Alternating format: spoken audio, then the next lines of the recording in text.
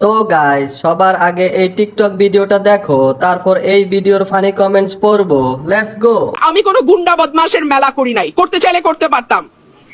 গুন্ডা আনতে চাইলে গুন্ডা আনা যায়, অসুবিধা হয় না। যেই বিএনপির নেতা কর্মীদের জন্য গত 15 বছর লড়াই করলাম, তারা আমাকে এখন ধাক্কা দেয়। তো ঠিক আছে, ধাক্কার বদলে তো ধাক্কা আসবেই, তাই না? সেটাই হয়েছে।